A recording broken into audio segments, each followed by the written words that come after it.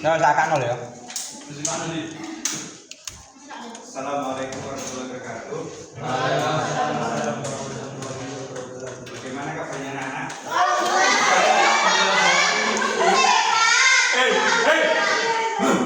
Apakah masih semangat? Semangat. Oke, saya hari ini dengan nama Pak Wahyudi akan menjelaskan tentang materi fikih, yaitu tentang investasi modern. Kalian tahu apa itu investasi? Ya, boleh nabung.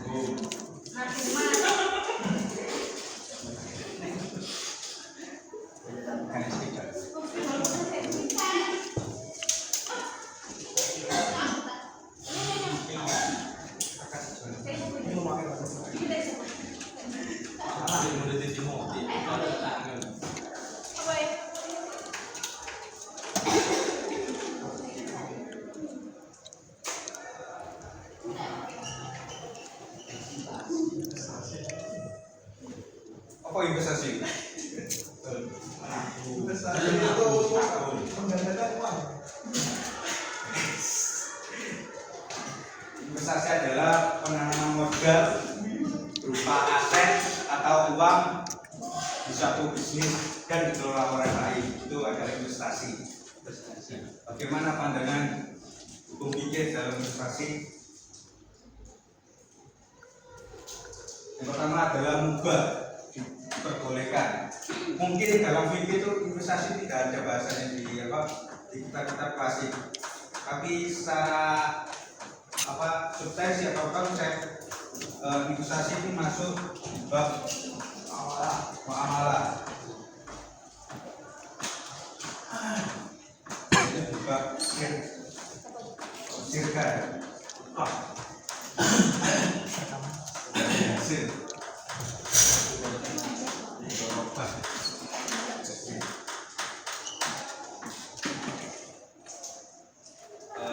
Dalam fikih muamalah, segala bentuk transaksi investasi hukumnya dasarnya adalah mubah, diizinkan kecuali terbukti melanggar batasan syariat. Batasan unsur terlarang yaitu yang pertama adalah wajib bersih dari riba. Yang pertama riba atau tambahan atas pinjaman. Yang kedua gharar, ketidakjelasan atau ketidakpastian. Yang ketiga maisir.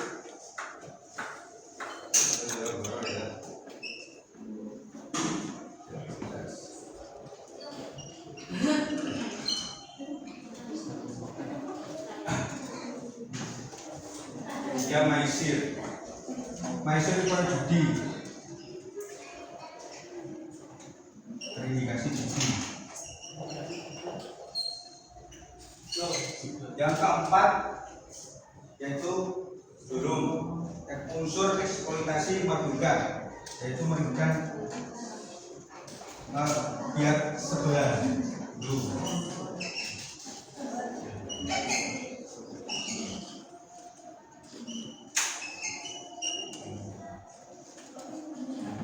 Yang ketiga mendukung sektor real. Islam mengarahkan modal produktif untuk mengalir ke sektor real yang menghasilkan kemanfaatan sosial, meminimalkan sistem spekulasi kertas tanpa nilai nyata. Contohnya Mas Farikin punya perusahaan batu bara, otomatis kan butuh alat produksi. Dia itu punya 100% kepemilikan suatu perusahaan, 20% ini dijual ke masyarakat untuk mendatangkan investor, pendanaan modal mungkin 10 triliun untuk membeli suatu alat, misalkan alat berat atau kapal untuk mengangkut batu bara. Itu nanti Mbak dilirik ke Mas Pak. Ada. Masa tak dilirik. Pelanggan Mbak ini. Nah, investasi ini saya bagi 3. Yang pertama adalah saham.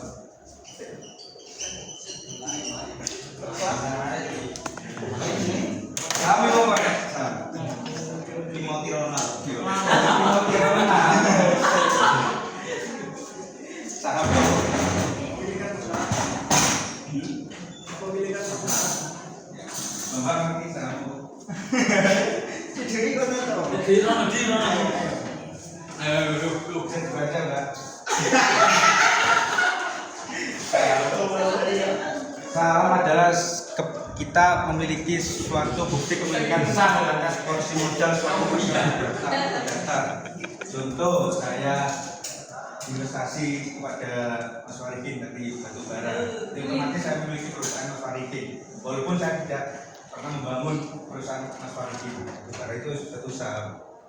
Hukum kepemilikan dan perdagangan saham adalah halal selama mematuhi koridor bisnis halal.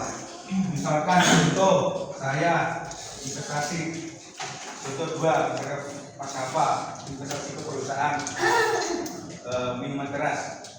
Nah itu hukumnya gak haram karena memproduksi karena haram. Hukum investasi. Ekonomi makro. Dua, sistem finansial screening. Agar saham dikategorikan syariah, perusahaan wajib memiliki rasio utang bunga maksimal 45%. Dan total aset serta batas pendapatan non halal seperti bunga bank di bawah 10% dari total pendapatan usaha. Kalau kalian bermain saham itu bisa dicek di aplikasi namanya RTI. Itu bisa di screening. Itu terdapat data kepemilikan perusahaan siapa, punyanya ownernya siapa, kali biro, untungannya berapa, itu bisa dicek di RTI. Kalau kalian betul-betul bermain saham.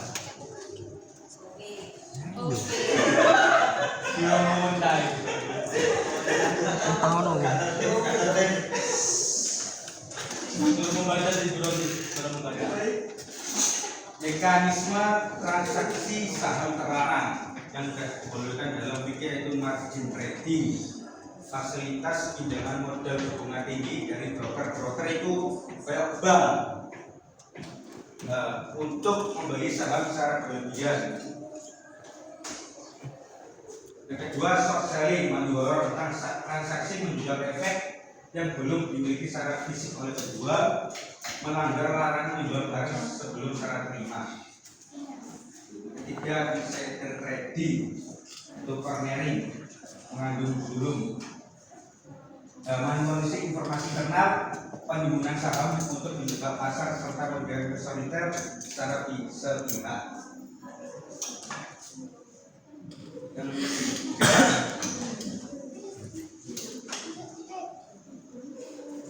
Yang ketiga yaitu pertama, yang kedua adalah kripto. Kalian pahamnya apa itu kripto? Kripto. Kripto. Ya. Kami sih. Apa itu? Enggak tahu. Kripto itu adalah uang digital. Permainan saya permainannya. Uang digital. Contoh Dana. Bitcoin. Gopay. Nah, kripto ini berbeda dengan uang rupiah, euro, dolar. Kalau ke euro, rupiah kan berbentuk kertas dan dikendalikan oleh pemerintah. Kalau kripto dikendalikan oleh blockchain. Blockchain. Blockchain itu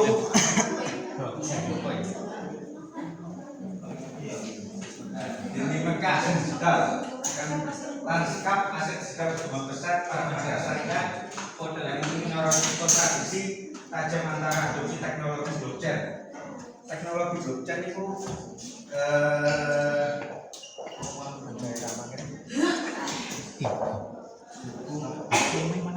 kas digital. Ini dikendalikan oleh para pengguna komputer jutaan di dunia, bukan komputer bank gitu. Kerja pasir fundamental ini muncul perdebatan sengit antara apakah token kripto dapat diklasifikasikan sebagai aset berharga atau justru merangkap menjadi spekulasi.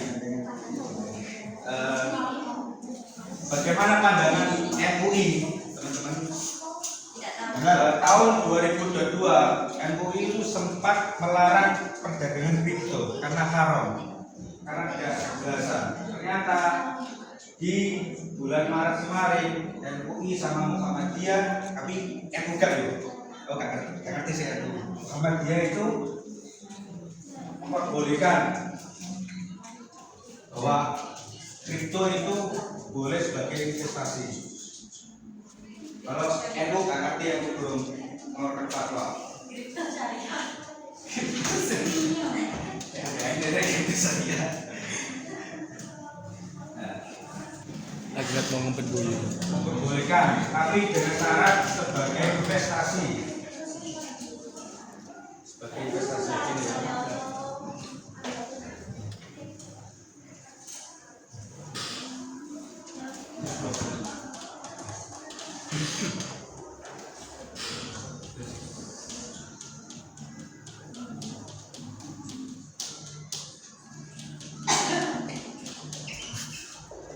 Belajar investasi.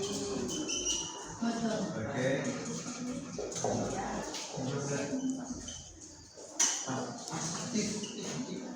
Investasi.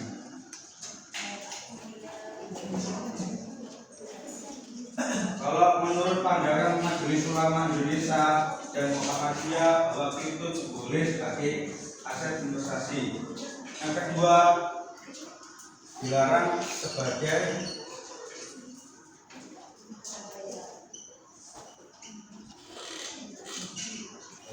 alat pembayaran.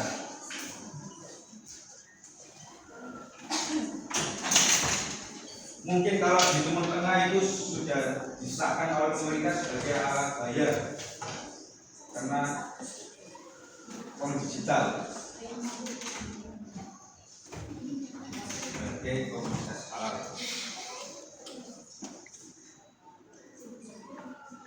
Syaratnya investasi kripto halal yaitu yang pertama adalah punya under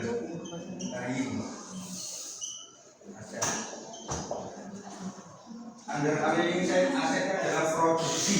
Mungkin kalau di Mas Faridin yaitu batu bara, mungkin produksinya yaitu tambang. Maka di kripto namanya itu alat mining. Biaya produksi juga, biaya produksi seharga 1 miliar.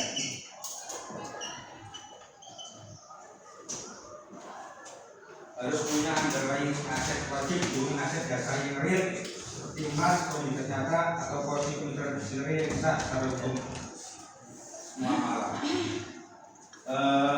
Menolak token kosong. Kripto itu banyak seperti Bitcoin, Solana, kemana kan? Banyak. Yang ketiga itu akan jelas.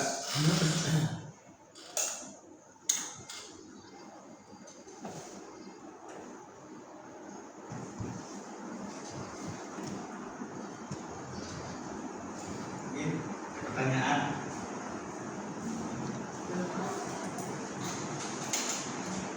Tadi yang saya jelaskan, ini ada pertanyaan? Idul itu. Parani. Mungkin Mbak ada pertanyaan? Mbak lo. Mungkin tadi yang jelaskan kedua yaitu saham sama kripto ya.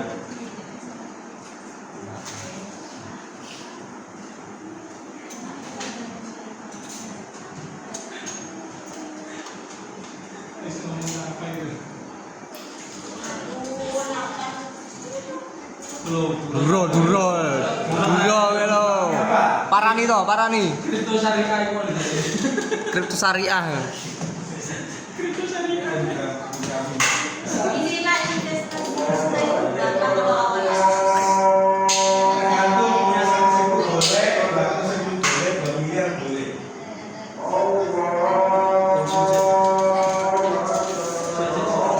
Adan.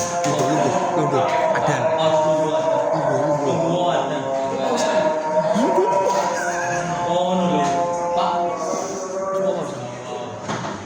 cek dulu.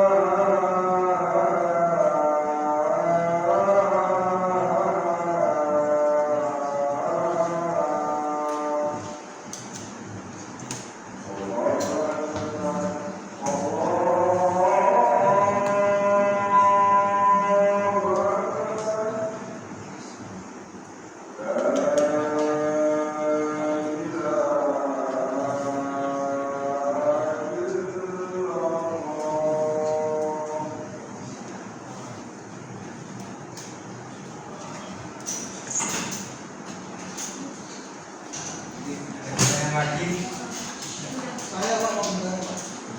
Nanti itu zakat kan oh zakat ya. Kali ya kan. Zakat itu. Kasih ada berbeda dari para ulama. Ada kalau di Timur Tengah sudah digunakan untuk zakat atau di Indonesia belum? Besar. Kalau di Timur Tengah loh ya sudah bisa. Apa tuh cerita sebenarnya? Kripto digital, contoh ya. Kalau kripto itu Kayak superstar. aku kan dari transfer awakmu ya. Otomatis kan transaksi kan lewat bank. Karena apa? Beli anak ayu beli itu Jembatan. jembatan nih. Kalau di kripto nggak usah langsung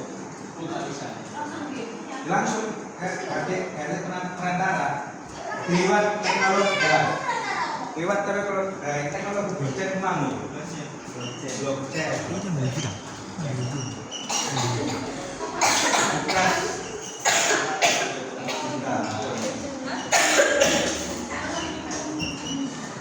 nah, lewat blockchain tuh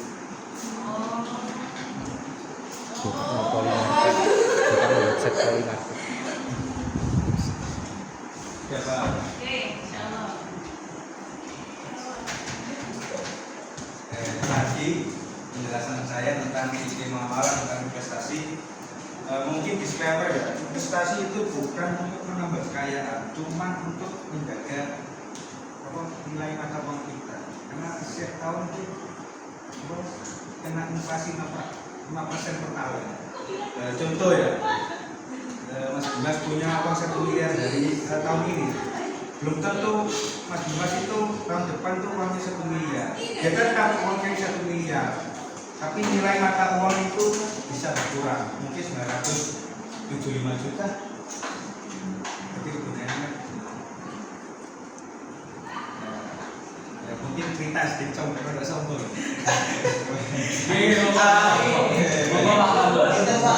Untuk saya itu setiap panen pari kan betul untung. Ya biasanya itu nggak tahu itu orang biasa. Tak tahu jopo biasa.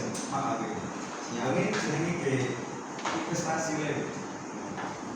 Tapi pandangan ibu saya cuma sebagai dana darurat bukan sebagai investasi. Jadi saya mendukung 1000% bila wanita itu menyukai kok sering belanja perhiasan. Kok nggak kripto, Pak? Kok nggak kripto?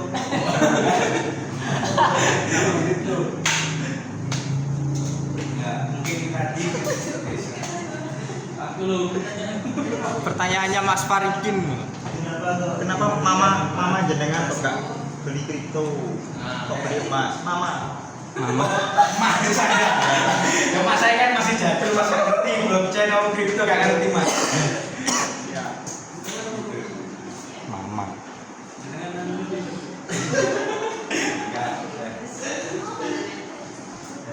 Mungkin tadi pelajaran hari ini ya saya mohon maaf bila ada kata yang tidak bisa dipahami oleh kalian semua. Mungkin pertemuan selanjutnya yaitu tentang bikin apa gitu. Mari kita tutup dengan doa. Bismillahirrahmanirrahim.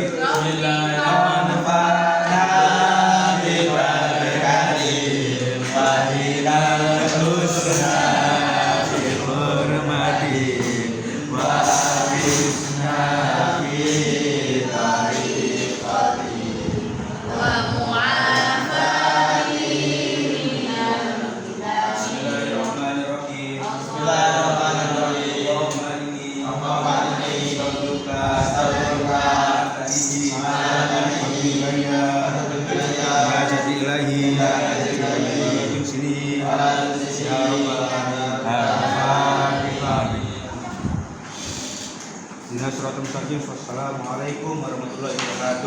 Waalaikumsalam warahmatullahi wabarakatuh. Kameramen.